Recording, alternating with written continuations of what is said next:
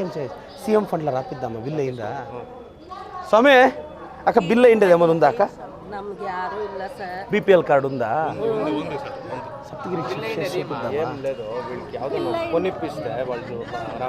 ఇప్పిస్తాను లేక ముగ్గురు ఆడబిడ్డలే అక్క ముగ్గురు ఆడబిడ్డలే కొన్ని ಯಾವ್ದನ್ನ ಹಾಸ್ಪಿಟಲ್ ಯಾವ್ದನ್ನ కొన్ని చెప్తాను ಗೌರ್ಮೆಂಟ್ ಹಾಸ್ಪಿಟಲ್ ಇದು మీ ಯಜಮಾನ್ದಿ చెప్తారా ಈಗ 3 ವರ್ಷ ಆಗಿದೆ ಸರ್ ನಮ್ಮ ಯಜಮಾನ್ರು ತೀರೋಗಿ ದುಡ್ಡು ಹಾಕಿಲ್ಲ ಕೊಡ್ಲಿಲ್ಲ ಯಾಕೆ ಏಮಿದ್ದಕ್ಕ ಇದೆ ಯಾರಕ್ಕ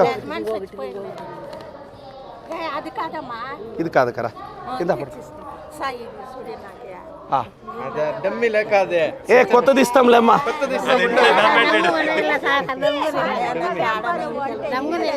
ಈಗ ಹೊಸದು ನಾನು ಸರ್ಕಾರದಲ್ಲಿ ಮಾತಾಡ್ತಿದ್ದೀನಿ ಹೊಸದು ಮಾಡಿಸಿ ಕೊಡ್ತೀನಿ ನನ್ನ ಜವಾಬ್ದಾರಿ ಹಾಂ మీ సైట్ అంతా మీకు ప్రాబ్లం లేకుండా నేను చూసుకుంటా దిగులు పడదు వస్తాను భాగ్యక్క నమస్ಕಾರ అక్క థ్యాంక్స్ ಅಕ್ಕ ನಿಮ್ಮೆಲ್ಲರ ಸಹಕಾರಕ್ಕೆ అది అక్క ಯಾಲ ಎವ್ರಿ ಯಾವ ತಕ್ಕ ಪೈಂಟ್ರೆ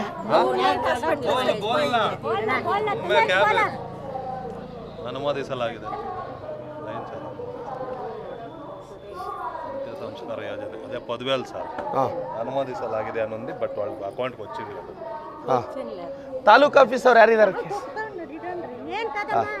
అక్క నేను అది చూస్తాను లెక్క అదే నేను ఫాలో అప్ చేస్తాను ఇది పెట్టుకో చేస్తాను లెక్క అవుతుందిలే అక్క జాబు యాదన్న ఒకటి ఇచ్చేస్తాను ಚೆನ್ನಾಗಿ ఓదమ్మా ఆయా బాగా చదువుకోమ్మా ఇందా నువ్వు గెదరకూడదు ఏం చేయాలి చెప్పు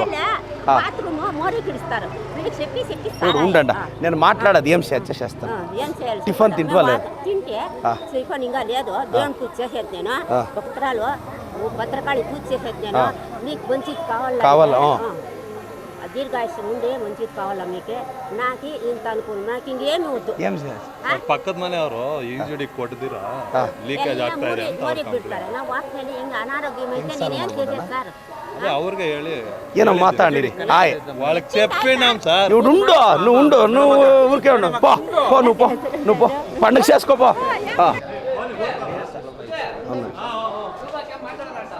శోభక నమస్కారం అక్క ఏం రండి ఈ ఆఫీస్కి వచ్చిండే ఒక కిత అవి వచ్చిపోతాన్నా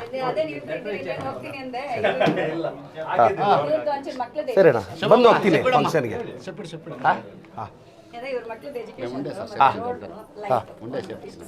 తెలుసునా అవునా సరే పేరెంట్ రక్ష అంత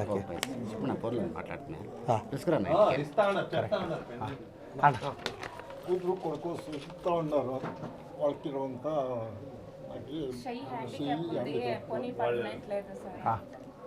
ಏನು ಓದ್ತಾ ಇದ್ರಣ್ಣ ನಿನ್ನೆ ಸ್ಕಾಲರ್ಶಿಪ್ ತಗೊಳ್ಳಿಲ್ವ ಅವರು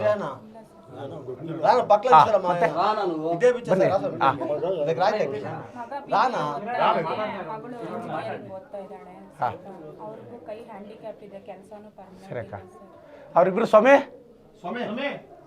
ಬನ್ರಿ ಇಲ್ಲಿ ಅಣ್ಣ ನಿಮ್ಮ ಹೆಸರು ನಿಮ್ಮ ನಂಬರ್ ಬರ್ರಿ ಇವ್ರಿಬ್ರದ್ದು ಅವ್ರದ್ದು ಸ್ಕಾಲರ್ಶಿಪ್ ಇವ್ರಿಗೆ ತಲುಪಿಸೋಣ ನೋಡ್ರಿ ನಂಬರ್ ಬರ್ಕೊಳ್ಳಿ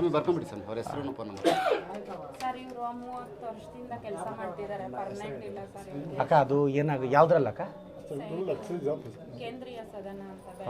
ಸರ್ ಅದು ಏನಾಗುತ್ತೆ ಅಂದರೆ ನಿಮ್ದು ಒಬ್ಬರದೇ ಏನಾದರೂ ಆಗಂಗಿದ್ರೆ ನಾನು ಮಾಡಿಸ್ತೀನಿ ಸರ್ ಸರ್ಕಾರದ ಹಂತದಲ್ಲಿ ಆಗಬೇಕು ಅದನ್ನ ಹೊರತಾಗಿ ಬೇರೆ ಏನಾದರೂ ಸಹಾಯ ಮಾಡ್ಬೋದಾ ಪರ್ಮನೆಂಟ್ ಅನ್ನೋದು ನನ್ನ ಕೈಲಿಲ್ಲ ಅಕ್ಕ ಅಣ್ಣ ಆರಾಮ್ ಏನಾದರೂ ತೋರಿಸೋದಾ ಬೆಂಗಳೂರಲ್ಲಿ